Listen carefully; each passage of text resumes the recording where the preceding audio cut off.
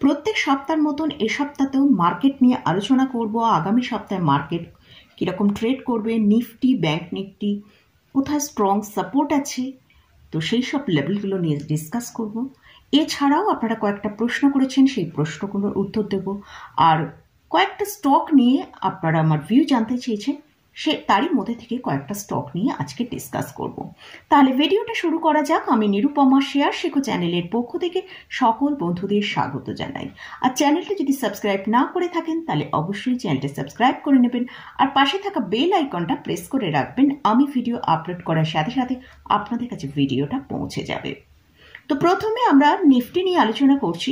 Nifty আমরা last ফ্রাইডেতে দেখেছি 25,356 Nifty close হয়েছে।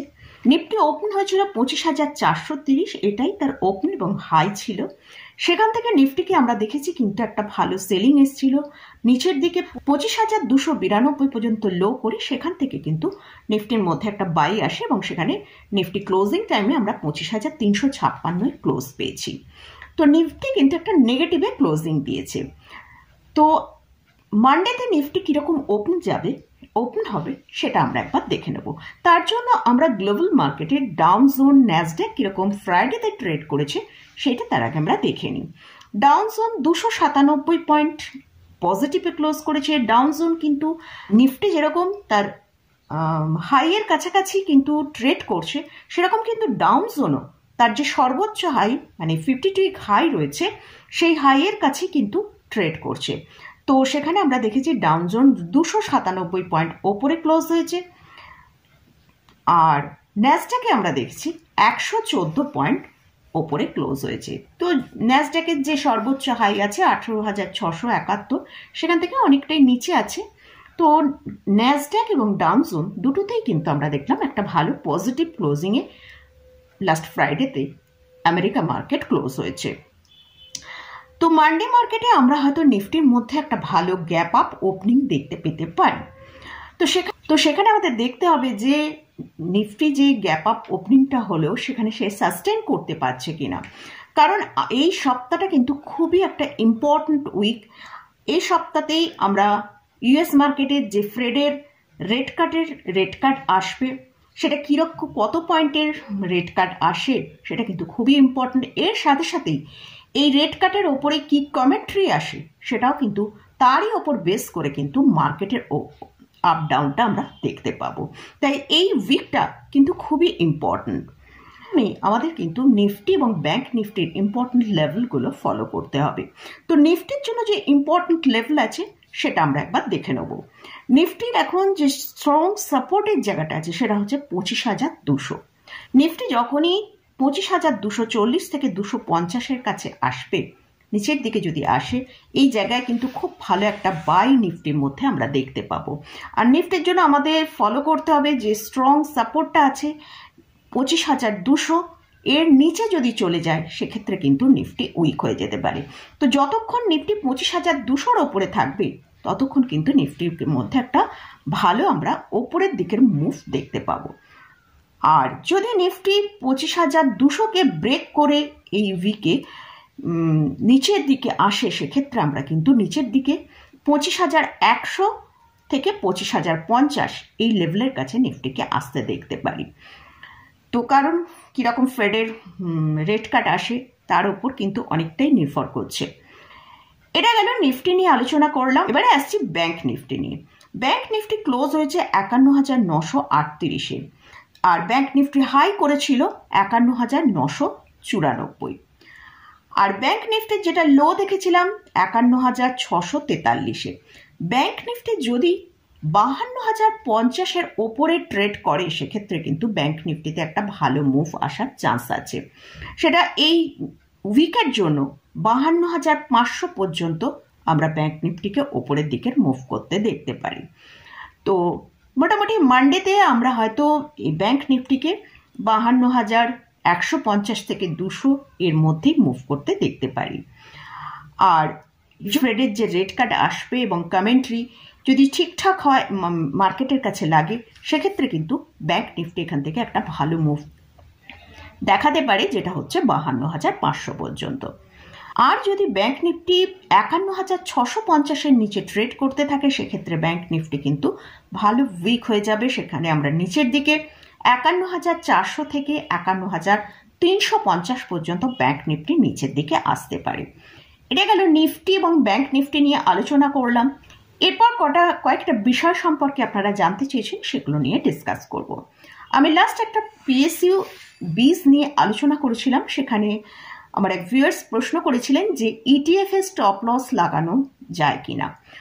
অবশ্যই লাগানো যেতে পারে, কারণ আপনি যদি ইটিএফ এ যদি আপনি ট্রেড করেন তাহলে অবশ্যই আপনি স্টপ লস লাগাতে পারেন। আর লং আরও একজন ভিউয়ার্স তিনি প্রশ্ন করেছেন যে লং টার্মের জন্য এই পিএসইউ ব্যাংক বীজকে রাখা যায় কিনা। অবশ্যই লং টার্মের জন্য আপনি পিএসইউ ব্যাংক বীজকে রাখতে পারেন।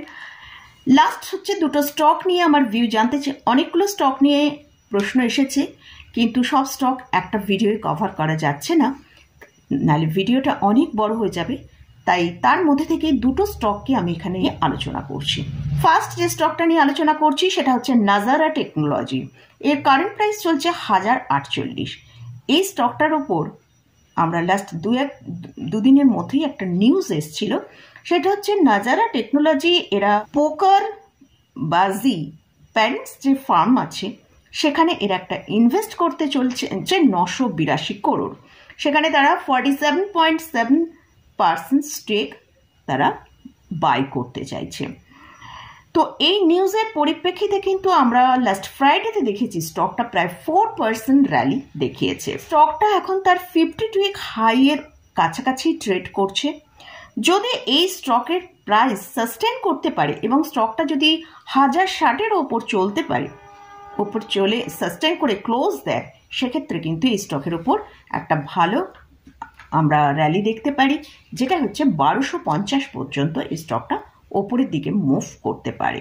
কারণ এরকম একটা স্ট্রং নিউজ রয়েছে এবং সত্যি যদি এই নিউজটা মানে এরা যদি এই স্টেকটা বাই করে সেটা একটা পজিটিভ নিউজ, তার ফলে কিন্তু স্টকের প্রাইসের মধ্যে একটা আপ মুভ আসলেও আসতে পারে।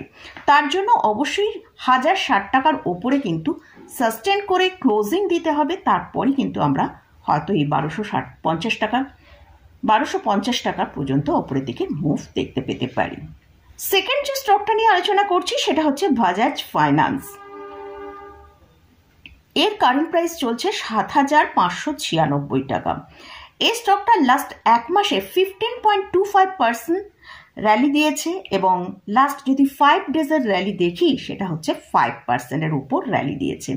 এটা কেন বললাম, আমরা জানি সবাই যে এই বাজাজ গ্রুপের স্টকের বাজাজ হাউজিং ফাইন্যান্সের আইপিও মার্কেটে এসেছে, তার জন্যই কিন্তু এই স্টকগুলো বাজাজ ফাইন্যান্স, বাজাজ ফিনসার্স এইসব স্টকের কিন্তু একটা ভালো মুভমেন্ট আমরা দেখেছি।